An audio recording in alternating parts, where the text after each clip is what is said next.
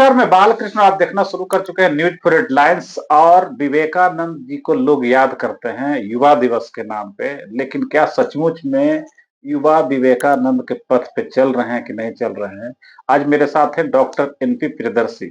हम उनसे जानना चाहेंगे। वो हमेशा युवाओं को प्रेरित करते हैं, जागृत करते हैं, कई संस्था से जुड़े हुए हैं। लगातार उनकी जो एक्टिविटी जो रहती है उस सामाजिक सेवा के रूप में करते रहते हैं। सर, आपका स्वागत है। नमस्कार। सर, क्या कहेंगे?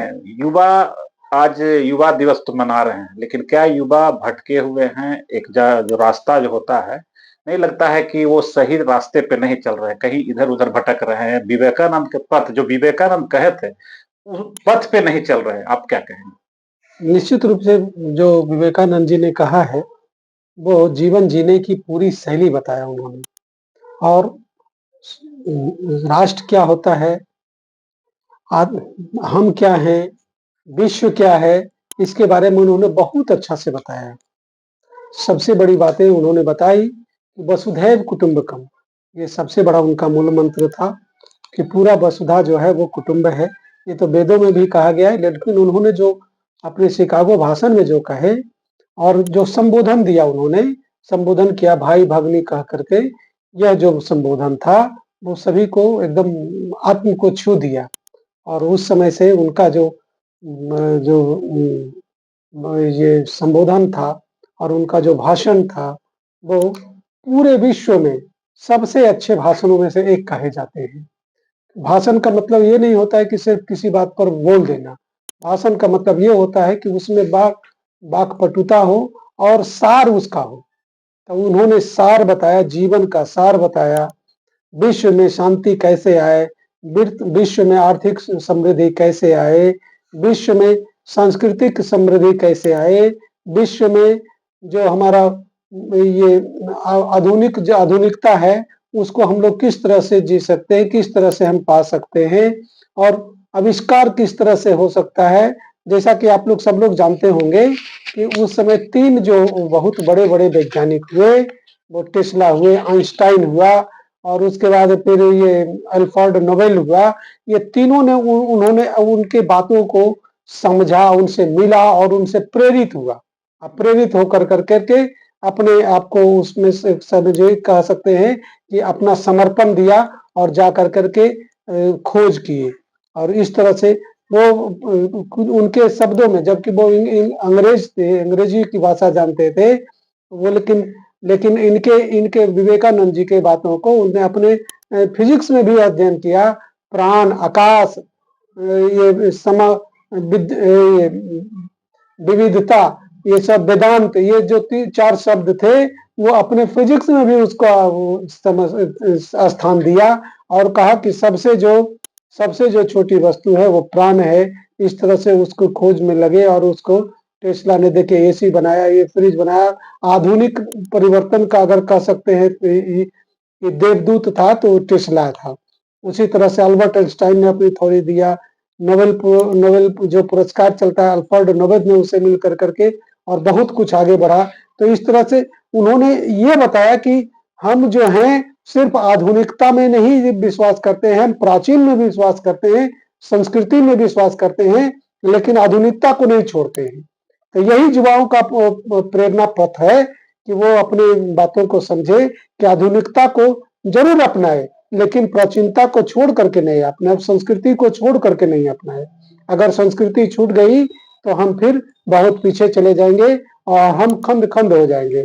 उसी तरह से सभ्यता संस्कृति की जो डोर है वो पतंग की धागा है और आधुनिकता जो है वो पतंग है।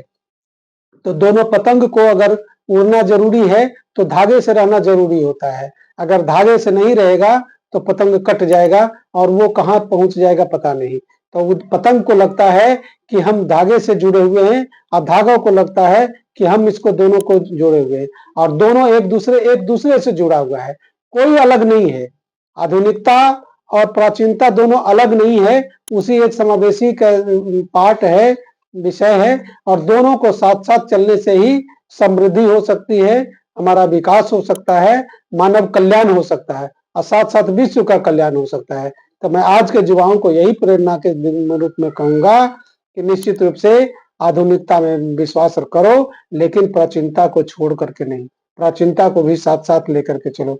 मैं समझता हूँ कि यही उनकी सच्ची डगर होगी बच्चों के, कि इनके 2 जो कदम हैं, जो बच्चे चल रहे हैं, ये 2 बातों को गाँठ बाँध लें, तो जीवन में निश्चित रूप से वो सफल हो जाएँगे। सर, भारत कहा जाता है कि भारत युवाओं का देश है और सबसे ज़्यादा मैक्सिमम जो आबादी है, जनसंख्या है, युवाओं का है।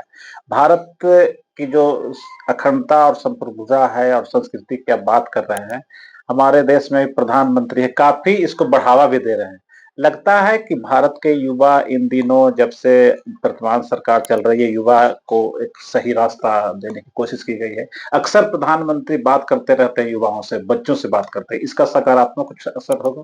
देखिए, निश्चित रूप से मैं कई बातों को विश्लेषण हमेशा करता रहता हूँ और आज भी करता हूँ, कि युवा जो हैं वो टेक्निकल एजुकेशन को अपनाना चाहिए। आजकल टेक्निकल एजुकेशन को नहीं अपना करके ट्रेडिशनल अपनाते हैं और एकमात्र ध्येय समझते हैं कि सरकारी नौकरी। आप बताइए कि जितने इतने बड़े भूभाग को में टोटल जो सरकारी नौकरी है कै प्रतिशत है? मुश्किल से 1.2% है, उससे भी कम है। तो 1.2 कहते हैं, 0.1% नौकरियां हैं। तो अगर इस तरह से 1000 पर 1 नौकरियां हैं, तो सबको कहाँ से नौकरी मिल सकती है? अच्छा, सबको नौकरी नहीं मिलेगी, तो इसका इसका मतलब ये नहीं कि सब लोग बेकार नहीं हुए। उसके सपोर्टिंग भी कई सारे हैं। जैसे रोजगार के रूप में जो आप करते हैं, यह भी एक नौकरी है, उसको भी नौकरी कीजिए।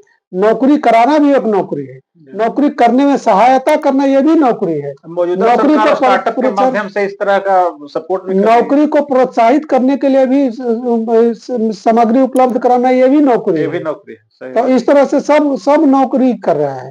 जैसे अगर कोई नौकरी करता है तो उसको खाने की जरूरत है ना, है। तो उसको सब्जी की जरूरत है ना, उसको चावल की जरूरत है ना, उसको अन्न की जरूरत है ना, उसको दुकान की जरूरत है ना, उसको कपड़े की जरूरत है ना।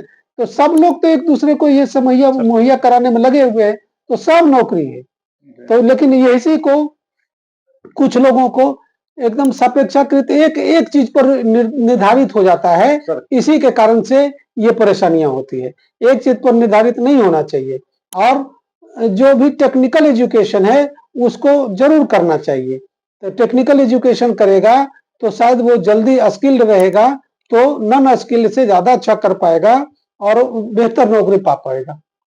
बिहार के युवा क्या लगता है सबसे ज्यादा स्किल्ड वाले हैं क्या? कि अक्सर किसी भी तरह का एग्जाम होता है, किसी भी तरह का कंपटीशन होता है, तो उसमें बिहार के बच्चे जरूर शामिल रहते हैं। तो लगता है कि ज्यादा स्किल्ड पावर अन्य राज्यों की तुलना में बिहार के बच्चों में ज्यादा है। नहीं, इस पर तो दो मत नहीं है, लेकिन मैं यही कहना चाहूंगा कि देखिए, और बेहतर करना हो तो निश्चित रूप से एकाग्र होकर करके अपने एक विषय पर उठा कर उस पर गहन अध्ययन करना चाहिए और समग्र अध्ययन करना चाहिए।